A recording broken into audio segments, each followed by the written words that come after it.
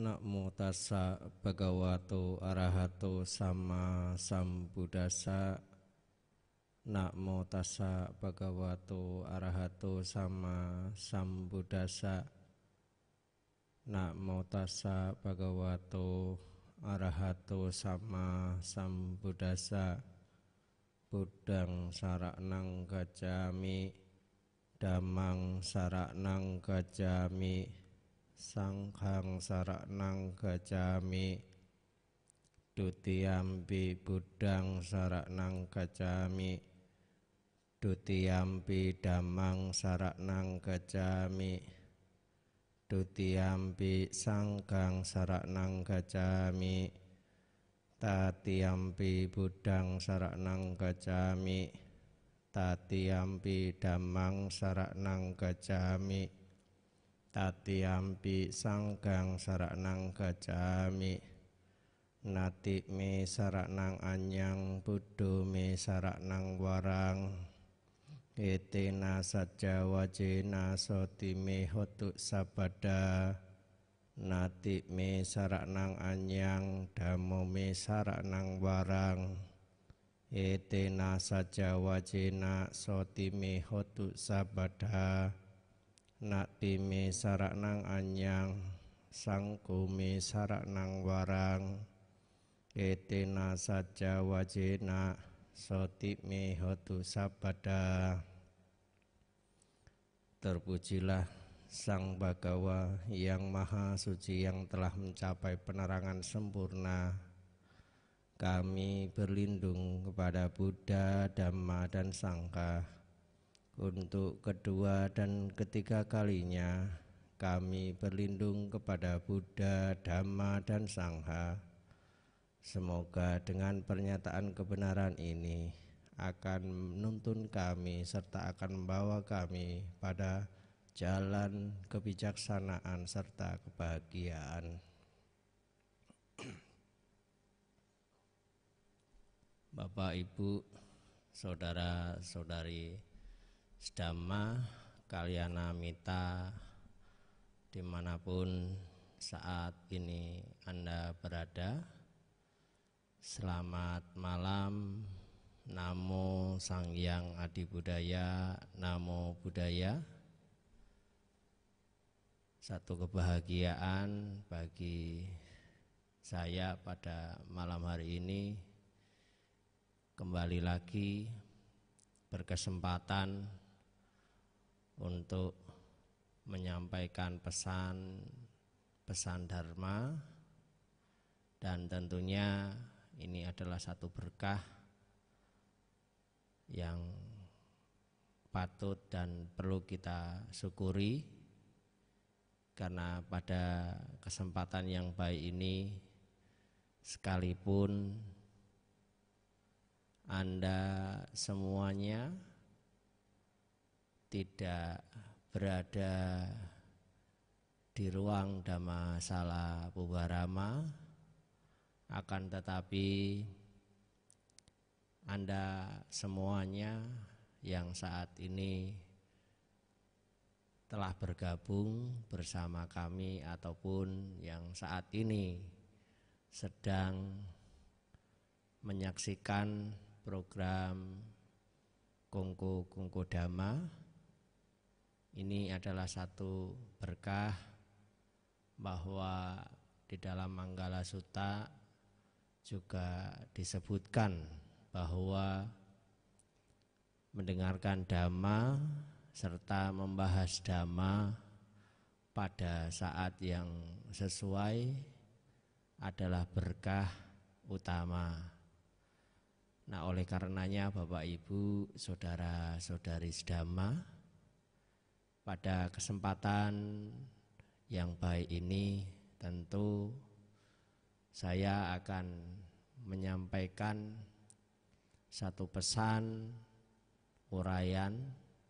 Semoga ini bisa menjadi satu pembelajaran bersama, serta semoga bisa menjadi renungan bersama untuk sebagai satu penambah wawasan pengetahuan akan Buddha Dhamma Sehingga dengan demikian kita bisa mengambil satu poin yang nantinya harapannya adalah dapat kita praktekkan ataupun dapat kita jalankan pada kehidupan kita bersama keluarga kita di tengah-tengah masyarakat.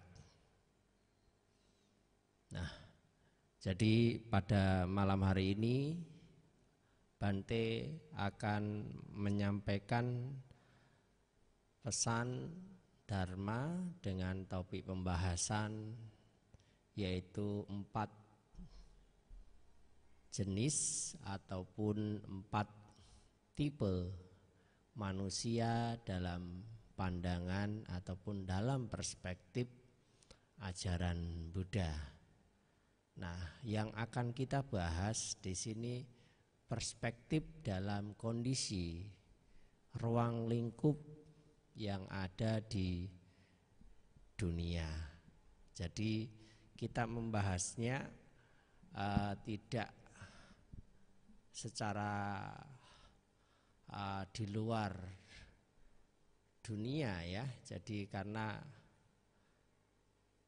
manusia juga pembahasan jika dilanjutkan akan menuju pada kondisi lokutara atau dunia setelah kehidupan saat ini. Akan tetapi kita hanya akan membahas secara sempitnya atau secara kondisi yang ada di dunia. Nah, Bapak Ibu, saudara-saudari sekalian, pada prinsipnya manusia itu diartikan karena adanya pikiran. Kalau manusia tidak ada pikiran, maka manusia tersebut bukanlah manusia. Mengapa dikatakan manusia? Mano artinya pikiran, usana itu adalah keluhuran ya. Jadi singkatnya adalah manusia itu adalah manusia yang memiliki pikiran dan keluhuran, pikiran yang luhur, pikiran yang baik, pikiran yang mulia. Nah, jadi manusia adalah satu makhluk yang ada di dunia, makhluk yang sejatinya, makhluk yang memiliki tingkat tertinggi dalam ruang lingkup Lokia. Karena apa?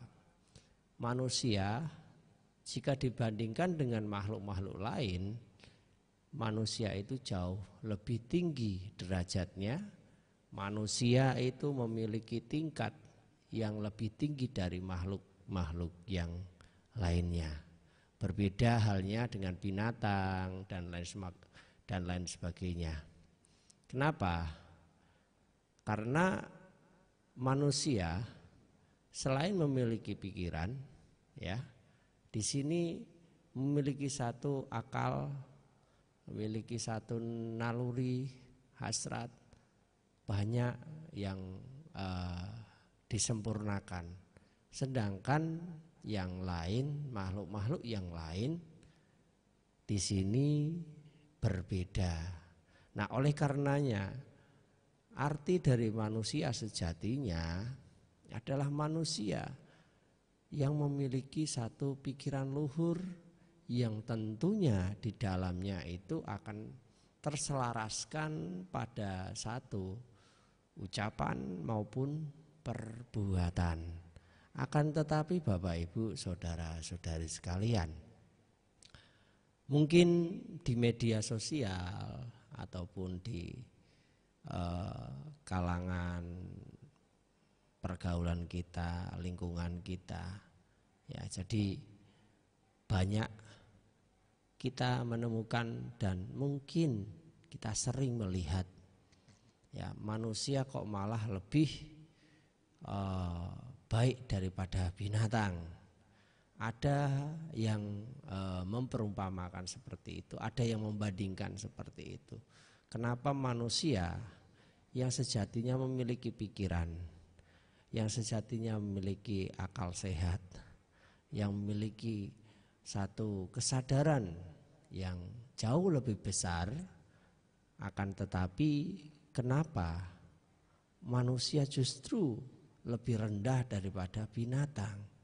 Nah, hal ini sering ditemukan dan tentunya Anda yang menyaksikan juga pernah menjumpai ataupun menemukan satu kondisi yang demikian. Apakah ini adalah hal yang umum ataukah memang hal ini benar adanya di dunia ini? Ya jelas Bapak Ibu Saudara sekalian, sekalipun manusia itu sejatinya seperti yang tadi saya katakan, akan tetapi di sisi lain manusia itu memiliki banyak kondisi-kondisi mental sehingga pada keseharian ataupun pada kehidupannya ya melakukan sesuatu yang terkadang tidak sesuai apa yang diartikan sebagai manusia sejati. Nah, oleh karenanya Bapak Ibu Saudara sekalian, malam ini Bante ingin mengajak Anda semuanya untuk belajar mengenali serta memahami, sehingga harapannya kita tidak terkejut, kita tidak mungkin sok ataupun mungkin mengartikan manusia itu dari konsep ataupun dari cara pikir kita masing-masing. Nah, jadi kita selaraskan, mari kita selaraskan pada pandangan ajaran Buddha bahwa manusia itu juga memiliki jenis-jenis tertentu serta juga memiliki tipe-tipe tertentu, karena manusia sekalipun memang terkondisi dari dua hal yang sama, yaitu nama dan rupa, yaitu batin dan jasmani, namun pada keseluruhannya yang membedakan adalah kondisi pikiran yang tidak sama. Nah, karena adanya ketidaksamaan pada kondisi pikiran ataupun mental seseorang, makanya ada penyebutan atau istilah dalam ajaran Buddha dalam mengartikan manusia-manusia yang memiliki karakter tertentu ataupun jenis-jenis tertentu. Nah, yang pertama di sini ya Bante sebutkan yaitu manusia tirancana, ya manusia tirancana atau tirancano. Nah, manusia tirancano itu adalah manusia binatang. Nah, kenapa disebut manusia binatang ya? Jadi manusia binatang di sini perawakannya memang dia itu ya manusia ya. Jadi perawakannya dia manusia, dia itu juga memiliki pikiran ya. Jadi akan tetapi pikiran yang dimiliki tersebut atau kesadaran yang dimilikinya tidak selaras. Nah, ciri-ciri daripada manusia yang bermental binatang ini adalah mereka yang diliputi dengan moha atau kebodohan. Jadi inilah yang membedakan nanti manusia seutuhnya dengan manusia binatang. Nah, manusia yang memiliki tingkat kebodohan banyak atau tingkat kebodohan yang tinggi Nah, ini pastinya akan berimbas pada apa? Tindakan dan perbuatan. Nah, karena kebodohan ini jelas, ya, jadi dia tidak akan pernah bisa membedakan, ya, tidak bisa membedakan antara yang benar dan yang tidak benar, yang baik dengan yang tidak baik, mana yang sesuai dan mana yang tidak sesuai. Nah, jadi mereka mengabaikan ya tentang moralitas, mengabaikan tentang etika, mengabaikan tentang norma-norma yang ada. Jadi mereka hanya mengikuti satu naluri daripada keegoannya, ya, keegoisannya. Jadi ya tidak senang melihat orang senang, tetapi ya dia lebih senang melihat orang menderita. Nah, jadi kalau misalnya ada orang senang, dia tidak senang. Tetapi kalau melihat orang lain tidak senang ataupun dalam menderita, senang dia. Jadi manusia yang demikian ini banyak kita temukan. Nah, jadi manusia yang tidak memiliki satu kebijaksanaan, manusia yang tidak memiliki satu pengetahuan, ya. Jadi mereka selalu diliputi satu pikiran-pikiran negatif, tidak hormat kepada orang tua, tidak berbakti kepada orang tua. Apakah termasuk bagian dari manusia binatang? Jelas. Nah, kita sering menemukan pastinya, ya. Gimana kita tidak menemukan? Ya pasti, ya. Banyak di kalangan masyarakat kita menemukan satu hal ini yang sangat memprihatinkan. Nah, salah satu contoh menelantarkan orang tuanya, tidak menyokong orang tuanya. Nah, jadi tidak peduli lagi dengan orang tuanya, ya. Jadi ini adalah salah satu, ya, ini adalah salah satu jenis manusia yang bisa kita sebut dia adalah manusia binatang. Nah, kalau kita melihat, ya, jadi melihat, ya, ini tentu sangat miris, ya, dengan orang tuanya sendiri sampai tidak ada satu bakti, tidak ada satu hormat, ya. Padahal di dalam Sigalowada Sutta, Buddha juga sudah mengatakan, ya, kita itu harus memiliki kata wedi. Nah, bahkan Buddha itu juga mengagungkan makhluk tertinggi di dunia ini adalah kedua orang tua kita. Bahkan kalaupun kita menggendongnya naik di kedua pundaknya yang kita gendong selama ratusan tahun sambil menaiki puncak Gunung Himalaya, itu saja belum cukup untuk ngebalas jasa-jasa dari orang tua. Nah, kalau seandainya mereka ada yang demikian, nah ini bisa kita katakan manusia yang manusia binatang, manusia yang tidak memiliki belas kasih, manusia yang tidak memiliki welas asih, ya. Jadi manusia yang tidak ada satu rasa meta karunanya, ya. Jadi manusia yang penuh diliputi kebencian, ya. Mereka juga sombong, ya, tinggi hati, ya. Jadi selalu menganggap orang lain, ya, itu rendah semuanya. Nah, ini bisa enggak kita sebut dia manusia binatang? Ya, ini adalah tipe jenis manusia yang bisa kita sebut dia ini adalah manusia tirancana atau manusia binatang. Nah, jadi Bapak Ibu, saudara-saudara sekalian, mari kita kenali tipe dan jenis manusia yang satu ini, ya. Kalau ada, maka Bante, apakah perlu kita gauli dia? Ya, apakah kita boleh bergaul dengan dia?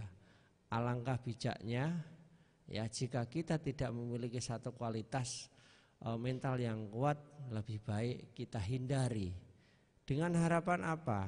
Ya dengan harapan agar ya kita tidak terkontaminasi, tidak terprovokasi, daripada kita nanti terjangkit penyakit dia, lebih baik kita menghindar. Ya, jadi manusia yang ini jelas adalah manusia yang binatang. Sekali lagi Bapak Ibu, jika kita masuk pada salah satu dari bagian yang tadi saya katakan, ayo kita rubah, ya. Jadi di sini jangan malah justru saya termasuk manusia binatang, Bante. Jadi, nah kalau kita menyadari masuk dari list yang tadi Bante katakan, maka selanjutnya ayo kita rubah, ya. Jadi yang tidak punya moral, yang tidak ngerti sila, yang tidak punya etika, yang tidak paham norma, ayo itu semua dijalankan. Ya, yang tidak punya welas asih, ya ayo kembangkan. Yang tidak biasa memiliki satu kemurahan hati, ya ayo ditingkatkan. Ya, ya yang tidak perhatian, yang tidak sayang dengan orang tua, ayo dirubah. Ya. Kita perhatikan, kita sayang dengan orang tua kita sokong orang tua kita. Nah ini yang harus dilakukan agar tidak kita terikut menjadi manusia binatang. Nah yang kedua di sini adalah manusia peta atau manusia peto. Nah, di sini manusia peta itu manusia apa? Manusia setan, ya. Jadi manusia setan juga ada, ya.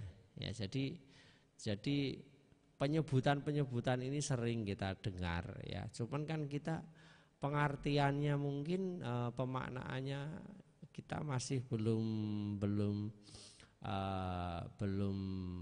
mengerti, ya. Sama dengan manusia binatang, manusia saja punya nama baik-baik, bisa dijuluki dengan binatang seperti kayak di kebun binatang, itu juga banyak, ya.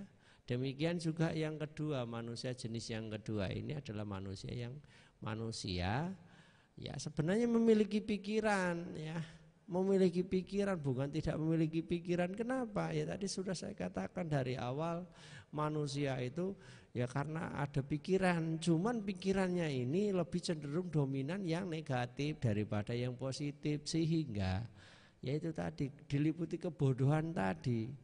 Nah, sehingga mereka mengabaikan sesuatu yang baik dan seharusnya yang dilakukan, seharusnya yang diperbuat, ini malah justru diabaikan. Nah, jadi manusia yang peta ini manusia yang pikirannya, perbuatannya itu diliputi daripada keserakahan ataupun loba, ya. Jadi manusia yang kikir atau manusia yang pelit, ya. Jadi kenapa manusia setan ini kalau untuknya harus banyak, tapi kalau untuk orang lain tidak bisa, ya.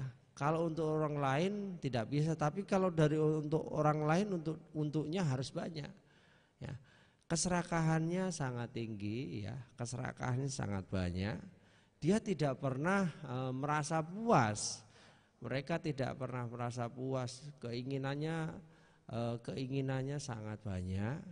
Ya. Manusia yang memiliki sifat daripada manusia setan, ya selalu mementingkan dirinya sendiri, selalu mencari keuntungannya sendiri tanpa peduli orang lain, ya.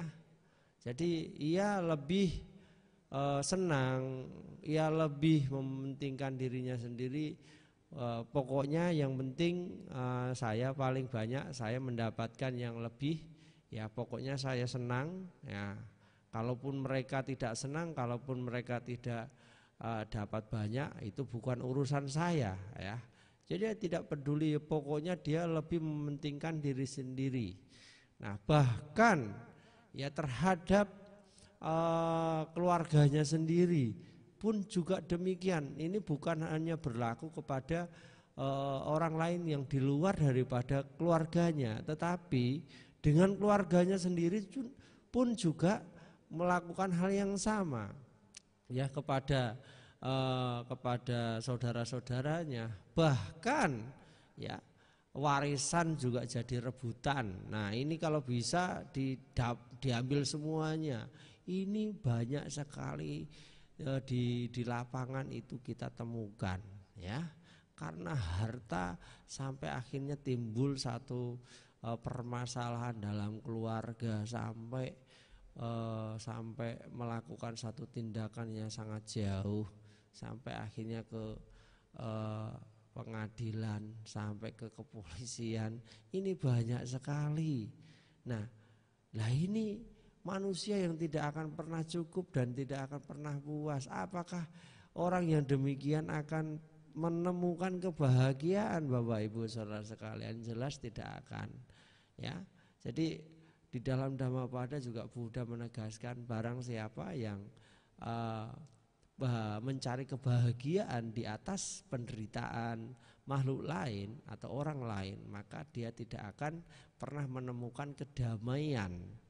Nah, kemudian selain daripada itu, nah, mereka yang di jalan tersebut akan semakin jauh pada pencerahan, atau mereka akan jauh pada kedamaian sejati, yaitu pembebasan. Nah, oleh karenanya Bapak Ibu, kalau kita masuk pada bagian ini, maka ayo pelan-pelan kita rubah ya. Jadi bukan berarti kita tidak bisa merubah. Kembali lagi, kadang kita tahu apa yang kita lakukan ini salah, namun kita tidak mau merubahnya, kita tidak mau mencoba memperbaikinya. Nah, ini hal yang mesti dan harus perlu kita kaji bersama atau kita renungkan bersama. Nah, sehingga kenapa malam hari ini ya kita mengingatkan kepada Bapak Ibu Saudara sekalian agar Anda tahu bahwa kriteria daripada manusia setan ini juga tidak akan membawa kebahagiaan. Nah, tidak akan membawa kebahagiaan kita pada kehidupan saat ini maupun kehidupan yang akan datang. Nah, oleh karenanya, ayo mari kita sama-sama rubah. Ya, mari kita perbaiki. Kalau kita memiliki kekikiran, ya ayo kita lawan. Dengan apa kekikiran, Bante? Ya, kita lawan kekikiran dengan kedermawanan. Nah, jadi kedermawanan melalui apa? Dana. Nah, jadi sayang di sini Bante nggak punya peraga, tapi nanti akan bahas di minggu depannya lebih detail untuk hal ini ya. Jadi tidak masalah. Jadi kita lawan dengan kemurahan hati. Nah, karena dengan menggunakan kemurahan hati ini akan melawan kekikiran yang ada pada kehidupan ataupun pada kondisi yang ada pada diri kita yang sudah mengakar. Jadi Anda jangan pesimis. Ketika kita memiliki menyadari kesalahan yang ada, maka kita pasti yakin semua bisa kita perbaiki. Yang penting kita sadari saja. Oh, berarti kalau misalnya saya ini terlalu serakah, terlalu banyak keinginan, saya itu pengennya dapatnya lebih banyak dan saya hanya mementingkan diri sendiri ya. Nah, ini harus dirubah.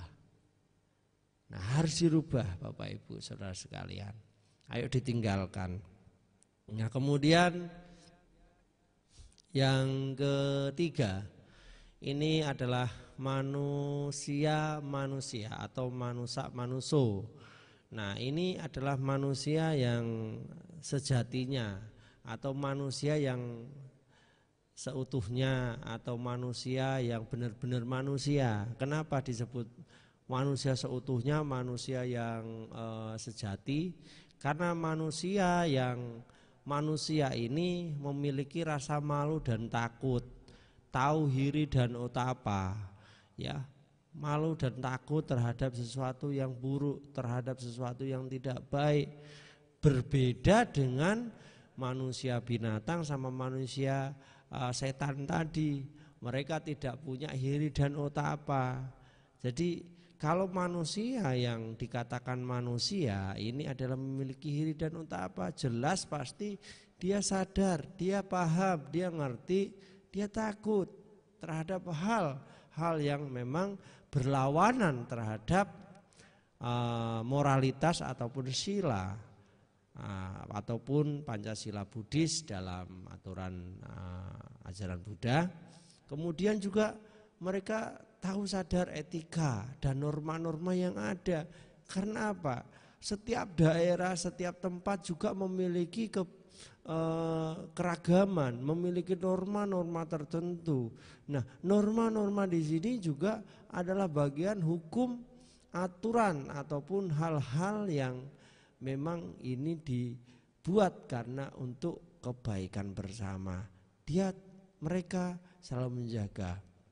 Mereka memiliki satu kerendahan hati, mereka memiliki belas kasih, memiliki satu kedermawanan, tidak kikir, ya, memiliki kepedulian. Berbeda dengan yang tadi, tidak peduli, ya, mementingkan diri sendiri. Kalau yang mereka, yang dua tadi, ya, kalau ini manusia harus, namanya manusia, sejatinya manusia kita diberikan satu yang namanya empati. Kita memiliki satu mirasa, ya. Jadi ada satu perasaan, kita harus peka, ya kan, terhadap sesuatu, terhadap apa yang kita lihat, apa yang ada di sekeliling kita. Kalau manusia saja sudah tidak peka terhadap apa yang dilihat, terhadap apa yang di sekitarnya, lah ini berarti kan bukan seperti manusia tadi, ya. Jadi manusia yang memiliki satu kepekaan, yang memiliki satu empati yang tinggi, ini akan memuliakan mereka. Mereka yang memiliki empati tinggi, mereka yang memiliki sikap yang demikian, maka dia akan semakin bijaksana. Karena pengalaman hidup dari yang dijalani sudah jelas di jalan dharma. Semakin dekat dengan dharma, mereka selalu di dalam jalan rel dharma, sehingga di situ kebijaksanaannya akan semakin bertambah dari pengalaman-pengalaman yang dilalui, penembusan dharma yang telah dilewati. Sehingga Bapak Ibu Saudara sekalian, dia betul-betul menjaga kredibilitas dan memiliki satu integritas yang tinggi. Ya, manusia yang demikian jelas manusia, walaupun di sini kita mencarinya itu juga ataupun kita melakukannya sendiri mungkin butuh waktu dan tahapan, tetapi ya ini yang mesti dan harus kita lakukan, ya. Yang harus kita perbuat adalah menjadi manusia yang ini. Jadi kita harus memiliki satu tatanan hidup, aturan hidup yang jelas, punya tujuan hidup yang jelas, punya satu keyakinan terhadap nilai-nilai kebaikan. Kalau yang dua tadi tidak memiliki keyakinan terhadap nilai-nilai kebaikan. Jadi Bapak Ibu Saudara sekalian, manusia ini adalah salah satu manusia yang memiliki satu tingkatan yang jauh lebih baik daripada yang manusia yang kedua tadi. Jelas pasti karisma akan semakin lebih baik. Ya, orang kalau memiliki satu kepiawaian dalam bersikap, berlaku, ya pasti akan semakin berkarisma, akan semakin terhormat. Ya, sekalipun tidak minta dihormat, ya orang akan segan, akan menghormati sendiri. Karena apa? Karena perbuatan yang dilakukan itu telah sesuai pada jalurnya. Kemudian yang selanjutnya selain yang manusia atau manuso, di sini juga ada manusia dewa. Loh, manusia dewa juga ada. Manusia dewa itu bukan berarti dia itu dewa ya, seperti tanda kutip atau makhluk-makhluk tertentu yang di luar manusia ya. Nah, tadi saya sudah mengatakan kita membahasnya dalam ruang lingkup logia, berarti ya dalam dunia ini ya. Jadi manusia dewa juga ada. Nah, manusia dewa ini ya tidak jauh berbeda ya, namun tidak sama dengan manusia atau manusia tadi. Nah, jelas memiliki sila yang sangat baik ya, memiliki cinta kasih, kemudian juga ya memiliki welas asih yang baik ya. Jadi intinya Brahma Wihara benar-benar dimiliki, kemudian memiliki juga tingkat kebijaksanaan ya. Karena mereka yang memiliki satu kebijaksanaan jelas ya akan membuat ia semakin arif. Nah, jadi ya, jadi manusia selain daripada itu semua di dalam manusia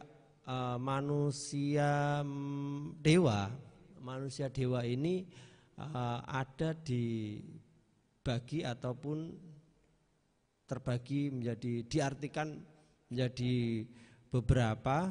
Nah, yang satunya itu adalah manusia samutik dewa.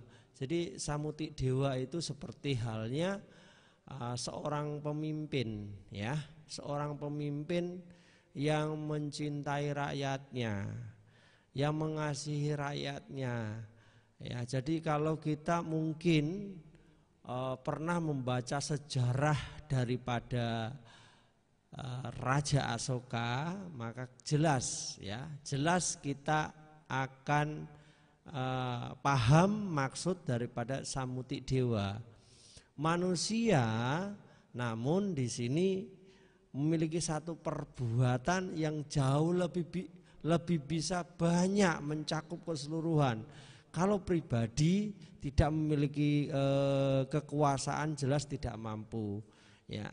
Kalau individu jelas tidak mampu. Akan tetapi apabila kita ataupun mereka yang manusia dewa, samutik dewa ini adalah mereka yang memiliki kekuasaan ya, seperti presiden ya, bisa kita artikan bisa. Nah, mungkin bisa seperti Pak D. Jokowi ya, beliau bisa memiliki satu tatanan dalam ruang lingkup samutik dewa karena beliau memiliki kapasitas, beliau memiliki kekuasaan, dengan kebijaksanaannya beliau melakukan hal-hal yang terbaik untuk masyarakat ataupun untuk seluruh daripada orang-orang yang ada di dalam ruang lingkup kekuasaannya tersebut ya. Jadi samutik dewa ini ya bisa diartikan apabila seorang pemimpin ya dengan tadi didasari karena kebijaksanaan, dengan integritas yang baik, tinggi, jujur, kepedulian, ditambah lagi memiliki welas asih, cinta kasih ya, yang kepeduliannya itu sangat banyak, sangat besar sekali ya kepada masyarakat, kepada banyak orang. Nah, ini bisa dijadikan seperti manusia dewa.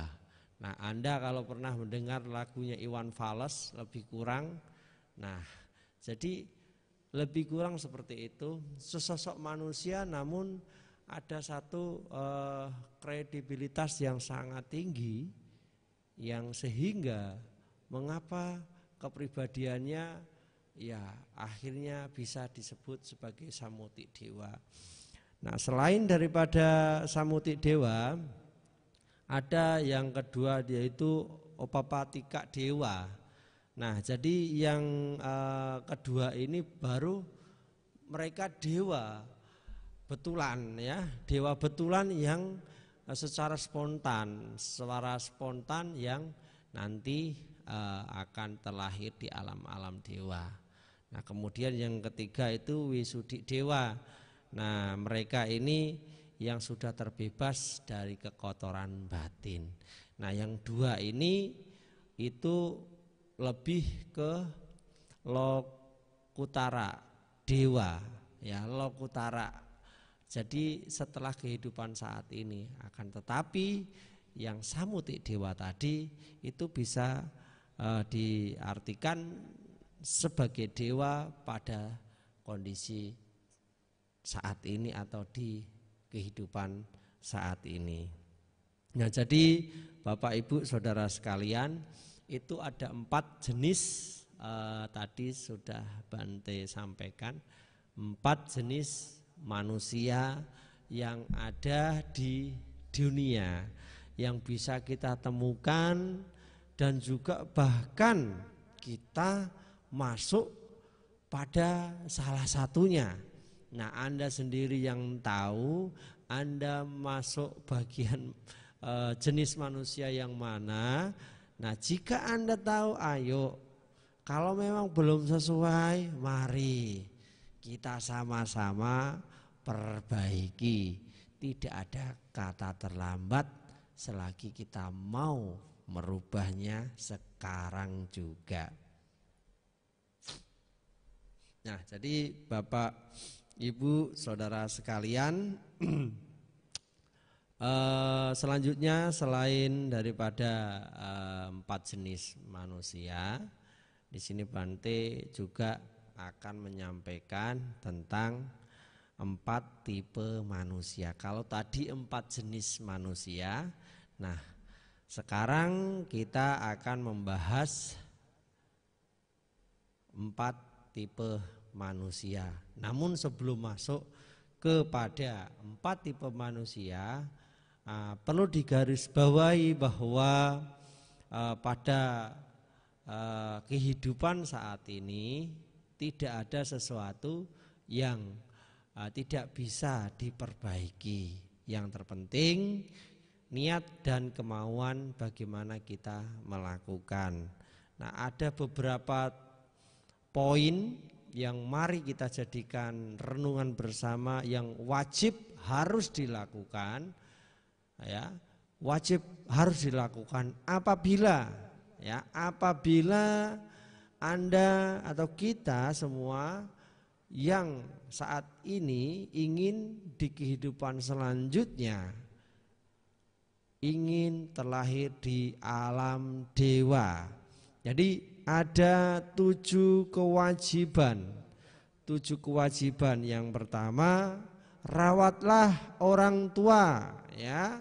Rawat kedua orang tua, hormat kedua orang tua. Kalau punya orang tua jangan dikirim ke panti jompo, ya. Jadi Bapak Ibu kalau misalnya Anda mengirim orang tua Anda ke panti jompo, nah berarti Anda itu sudah melewatkan peluang menuju pada kehidupan menjadi seorang dewa. Jadi tunggu kehidupan selanjutnya belum tentu bisa.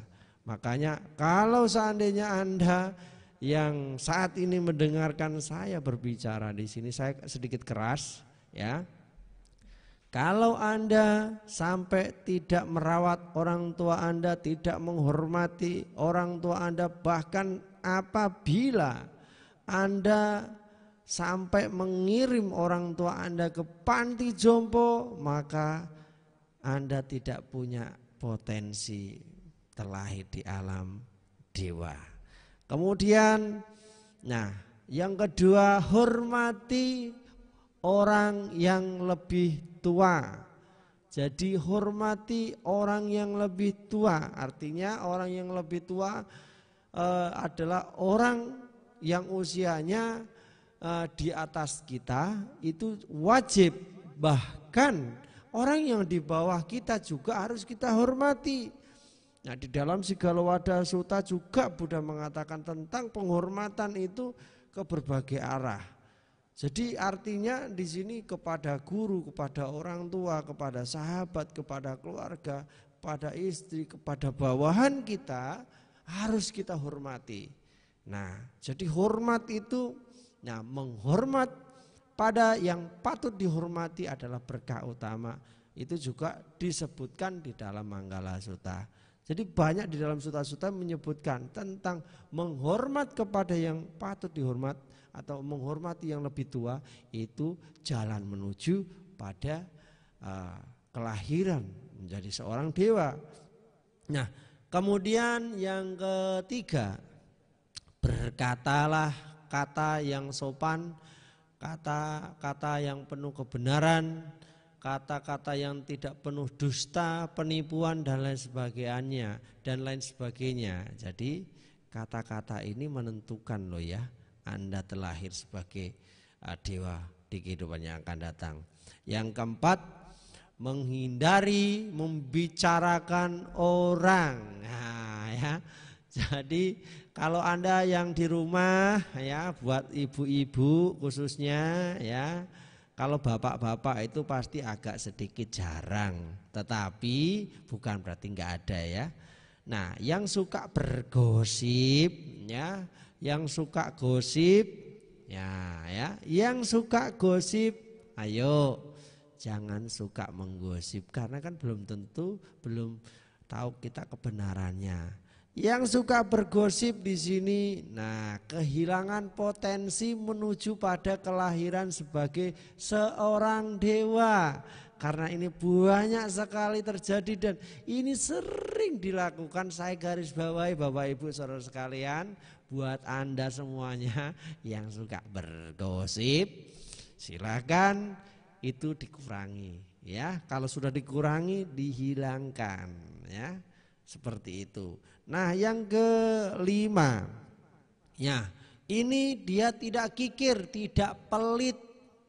Nah, kalau Anda yang suka pelit, wah Anda yang memang betul-betul nggak punya jiwa kemurahan hati, jangan ngarep Anda terlahir di alam dewa ya. Jadi kalau Anda pengen terlahir sebagai dewa di kehidupan selanjutnya nanti, makanya rajinlah berdana, rajinlah memberi ya, jangan pelit. Ingat, kalau pelit-pelit cepat mati nanti.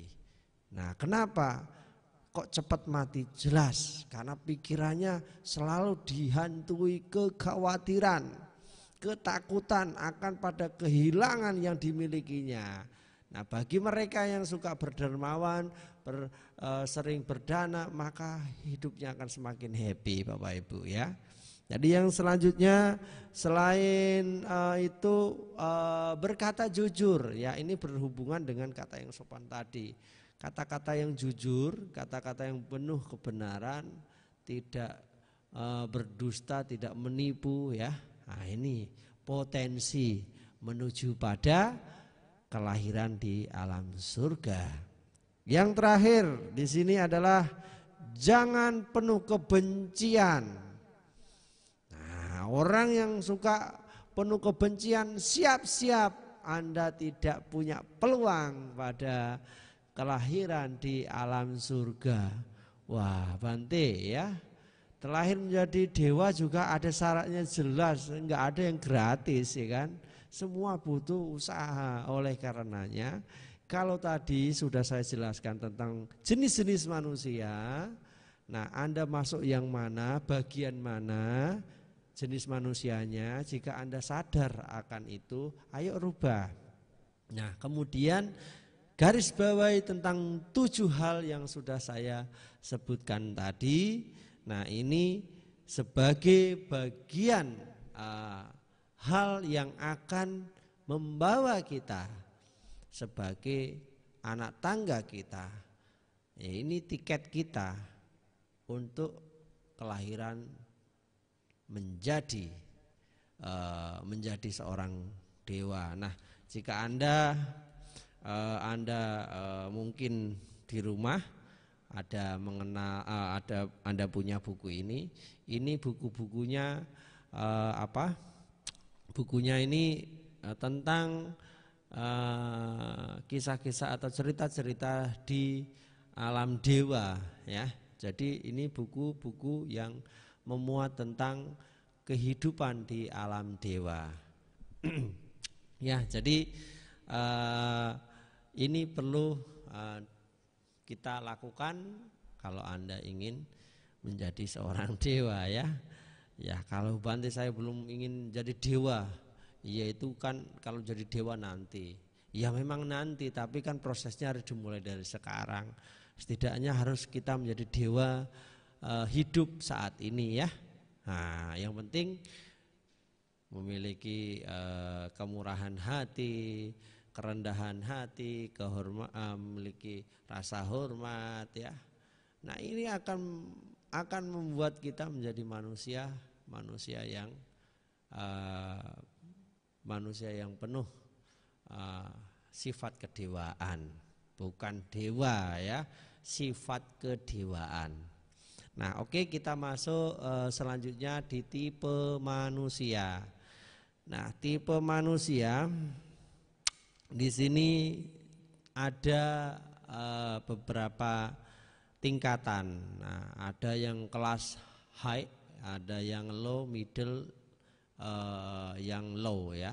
Jadi ada yang tinggi, ada yang medium, ada yang low, ada yang normal. Nah, jadi ini disebutkan di dalam kitab Anguttara Nikaya. Nah, jadi di sini ada yang pertama manusia jenius, manusia intelektual, manusia yang bisa dilatih, manusia yang tidak dapat dilatih sama sekali. Nah, jadi kita masuk ke poin yang pertama. Di sini adalah manusia jenius atau Ogahi Titanyu. Jadi manusia yang jenius. Nah, manusia yang jenius ini ya ini adanya di zaman Buddha. Ya, adanya di zaman Buddha. Kalau zaman sekarang ini rasanya sangat langka sekali. Nah, manusia jenius ini ya seperti digambarkan Yang Mulia Sariputta.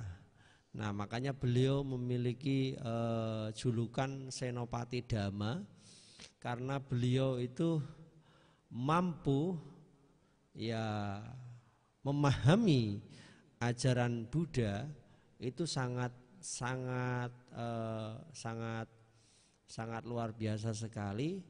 Kepiawaiannya juga dalam menyampaikan, mengajar juga itu sangat ya piawai sekali. Makanya kenapa beliau disebut sebagai Senopati Dhamma. Nah, jadi untuk para jenius ini untuk di kehidupan sekarang itu mungkin sangat langka sekali ya, sangat langka sekali. Nah, jadi yang jelas untuk manusia tingkatan yang pertama, jenis manusia yang pertama ini tidak ada sepertinya. Ya, Bante seperti kayak Albert Einstein itu, bagaimana Sullivan dan lain sebagainya ya, seperti kayak Sony Ericsson itu kan para jenis-jenis Bante. Itu juga saya katakan mereka belum masuk kriteria yang manusia yang jenius yang dalam konsep ajaran Buddha.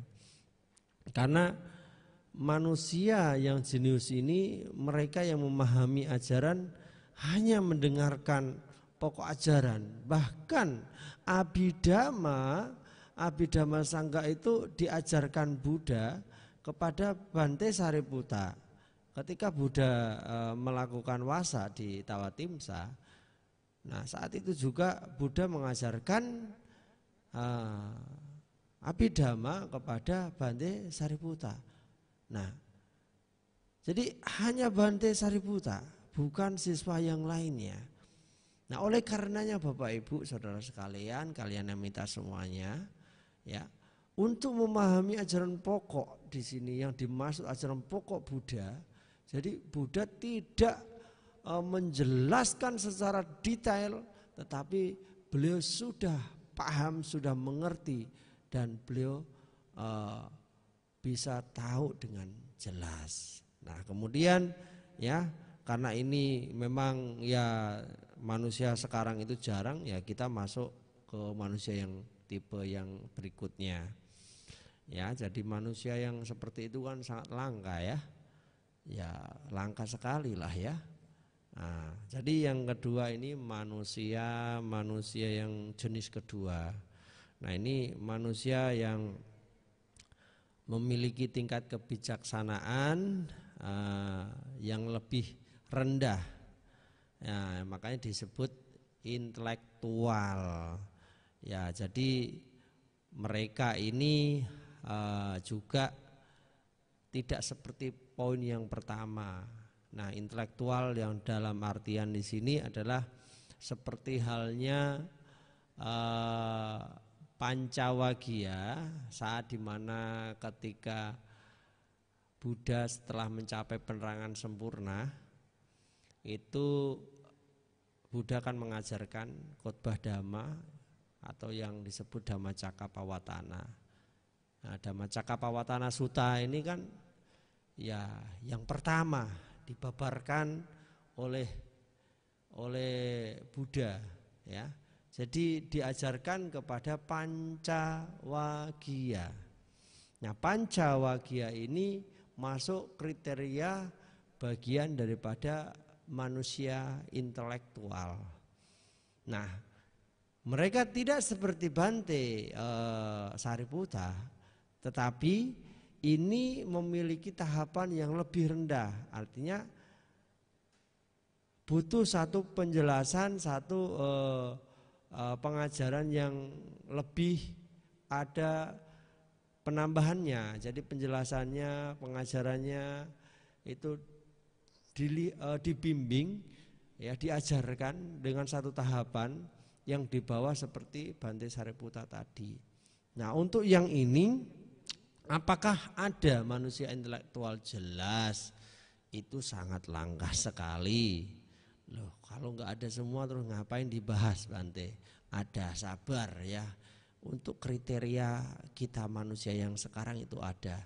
Cuman kan kita supaya tahu saja, oh ternyata bahasa intelektual itu bahasa yang sering digunakan sekarang itu sebenarnya intelektual yang dimaksud itu tidak masuk kriteria intelektual dalam pandangan ajaran Buddha. Kalau intelektual dalam agama Buddha dengan paham intelektual yang sekarang itu sangat berbeda. Kalau ada yang seperti Pancawagya sampai bisa menembus ya tingkatan pertama dan arahat. Nah, kalau zaman sekarang emang ada? Enggak ada, langka sekali kan. Nah, oleh karenanya tidak masuk di sini. Nah, kemudian tipe yang ketiga. Jadi mereka yang dapat dilatih menunjukkan mayoritas manusia biasa. Lah, di sini itu ya bisa seperti kita artikan seperti kita semua sekarang. Nah, kita yang saat ini mendengarkan, mungkin Anda yang mendengarkan saya berbicara malam hari ini termasuk bagian daripada manusia yang bisa ditata, manusia yang bisa dibimbing, manusia yang bisa diajar. Nah, manusia yang bisa diatur, manusia yang bisa diperbaiki. Artinya manusia yang bisa diajak kompromi menuju pada kebaikan. Nah, jadi manusia yang memiliki kebijaksanaan, kemudian bisa diarahkan, bisa diatur. Nah, ini adalah manusia yang tipe ketiga. Berarti Anda bijaksana, termasuk kalau Anda yang menonton saya atau Anda yang belajar Dharma saat ini, berarti Anda adalah masuk tipikal manusia yang ketiga. Sedangkan manusia yang tipe keempat ini sama dengan tipe yang ketiga, bedanya sedikit. Ya, sedikitnya apa? Sedikit keblinger ya. Jadi kalau yang tadi bijaksana, yang keempat ini tidak bijaksana, sudah nggak bisa dilatih lagi.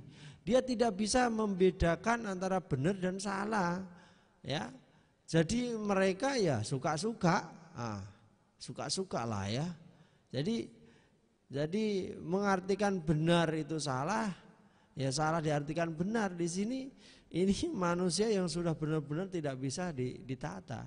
Udah pandangan salah atau mungkin micaditi ya. Jadi sudah tidak, dhamma itu adalah satu ketidakbenaran. Dhamma itu adalah sesuatu yang tidak baik. Ya, dhamma itu tidak membawa ke satu kebahagiaan. Ya, tidak membawa ke satu kemuliaan. Dhamma tidak menguntungkan. Ya, pokoknya melihat kebaikan salah saja pokoknya. Ya, enggak punya hiri dan ota apa ya, masuk ke poin jenis manusia yang paling tadi ya. Paling yang 1, 2 ya. Nah, jadi manusia yang keempat ini betul-betul manusia yang tidak bisa dilatih. Kalau Anda punya teman, saudara yang seperti ini dinasehati, ya kan? Menganggap nasihat kita itu salah dan menganggap kebenaran itu salah, wah perlu kita waspadai ya. Jangan terlalu kita masukkan ke hati, karena nanti apa? Anda yang akan sakit hati ya.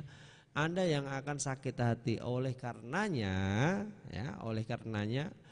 nah Anda cukup ya mengurangi, menghindari, itu yang penting. Nah, jadi Bapak Ibu Saudara sekalian, itu adalah 4 tipe manusia. Kalau untuk tatanan tipe manusia yang saat ini ya bisa masuk pada poin yang ketiga ya. Poin yang ketiga, manusia yang diajar bisa, yang diajak belajar bisa, yang dibimbing bisa, diarahkan bisa, diatur bisa. Nah, kalau yang keempat ini sama sekali tidak bisa. Nah, bahkan maaf cakap saja, mereka yang memiliki keterbatasan disabilitas misalnya anak yang autis, anak yang ADHD ya kan, ataupun anak-anak yang memiliki keterbelakangan, sekalipun mereka yang memiliki kekurangan saja bisa dididik. Jadi Anda semua Bapak Ibu Saudara sekalian, jangan mengartikan mereka yang memiliki ketidaksempurnaan mental itu adalah bagian daripada manusia tipe yang keempat ya. Manusia tipe keempat itu tidak pada sisi pada kualitas kesempurnaan jasmaninya, tetapi lebih pada kualitas kesempurnaan pada batin atau mentalnya, pikirannya. Jadi mereka yang memiliki keterbatasan itu masih bisa dilatih, jadi bisa masuk. Intinya manusia yang betul-betul bisa dibimbing, bisa diarahkan, bisa diatur, bisa diajar dan mengikuti bimbingan, ajaran, mengikuti aturan, berarti ini adalah tipe manusia yang ketiga. Ini adalah manusia pada umumnya atau kewajarannya atau normalnya, baik itu yang memiliki kecerdasan atau memiliki IQ yang sekarang mungkin lebih tinggi daripada yang lain. Ini masuk ruang lingkup yang ini.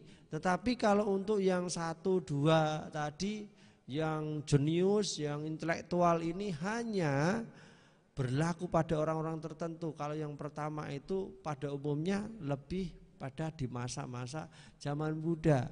Kenapa seperti itu? Hanya mendengar saja langsung mencapai tingkatan kesempurnaan, bisa mencapai arahat. Nah, sekarang dengar terus tapi jelasin terus, ya berlatih terus, belum mencapai. Nah, ini yang membedakan Bapak Ibu, karena beda kapasitasnya ya. Jadi wong masih Pentium 3 tapi kapasitasnya sudah mau I7 kan ya nggak mungkin kan. Nah seperti itu loh ya. Jadi itu ada 4 tipe. Jadi ya semoga bisa dipahami. Nah kemudian sebelum saya tutup pada pertemuan malam hari ini, di sini juga ingin saya sampaikan, selain daripada 4 jenis dan 4 tipe manusia, di dalam Wasala Sutta ada yang disebut namanya manusia sampah. Nah berhubungan enggak? Nanti berhubungan jelas di poin yang jenis manusia yang tadi. Jenis manusia yang poin yang 1 dan 2, atau manusia binatang dan manusia setan. Ini adalah manusia dikatakan manusia sampah. Lah manusia sampah ini ya banyak sekali Bapak Ibu ya. Jadi manusia sampah ini adalah lebih tepatnya manusia yang memiliki satu kemerosotan batin. Nah ini sebenarnya ada banyak poin-poinnya. Nah jadi ini salah satu yang bisa saya mungkin saya sampaikan, tidak saya bahas semua. Salah satunya mereka yang memiliki tadi kekikiran, rasa dengki, iri ya. Itu mereka yang memiliki rasa dengki, rasa iri yang berlebih, yang banyak, suka menghasut, suka memprovokasi, yang tidak memiliki moralitas ya. Ini adalah orang-orang manusia yang sampah. Ngomongnya itu penuh kemunafikan, penuh kepalsuan, penuh kedustaan ya. Manusia yang seperti ini adalah manusia sampah. Mereka yang suka mencaci ibunya, bapaknya, tidak hormat kepada bapak ibunya, tidak sayang kepada bapak ibunya, kemudian tidak punya belas kasih terhadap bapak ibunya. Ini manusia sampah Bapak Ibu saudara sekalian ya. Jadi selain itu juga siapapun mereka yang suka merendahkan orang lain, mereka yang sering memiliki kecongkaan, kesombongan tinggi, keras kepala, manusia sampah. Ya jadi banyak sekali ya pengertian manusia sampah yang disebutkan di dalam kitab Wasala Sutta yang ada di dalam kitab Tipikitaka kita ini. Jadi Bapak Ibu saudara sekali, saudara-saudari sekalian. Nah, jadi dari poin-poin yang tadi Bante sampaikan, ya harapannya salah satunya mari kita jadikan satu cermin, ya. Jadi di sini bukan tujuannya untuk mengolok-olok diri kita, merendahkan diri kita, bukan, tetapi justru itu jadikan cermin supaya kita, oh ternyata itu bagian daripada sifat saya ya, karakter saya ya ternyata. Jadi ternyata itu tidak sesuai dengan dhamma ya. Berarti saya keliru selama ini, berarti selama ini saya salah. Jadi saya harus berbuat baik lagi, ini harus merubah itu. Jadi harapannya seperti itu. Jadi jangan lebih baik kita mengakui kesalahan, menyadari kesalahan, dan kemudian kita membenahi, daripada malah justru kita menganggap kita paling benar, kita paling baik dan lain sebagainya. Tetapi kita justru berlawanan dengan nilai-nilai pada ajaran. Nah, oleh karenanya Bapak Ibu saudara sekalian, di pertemuan yang selanjutnya nanti akan berkesinambungan pada poin yang tadi saya sampaikan. Jadi sampai ketemu di minggu depan di hari Sabtu di jam yang sama. Nah, jadi mungkin itu saja yang bisa kita Bante sampaikan. Semoga manfaat apa yang tadi sudah Bante uraikan. Terima kasih. Sapi sata bawantu sukitata. Semoga semua makhluk turut berbahagia. Sadu, sadu, sadu. Namo Sang Hyang Adi Budaya. Namo Buddhaya.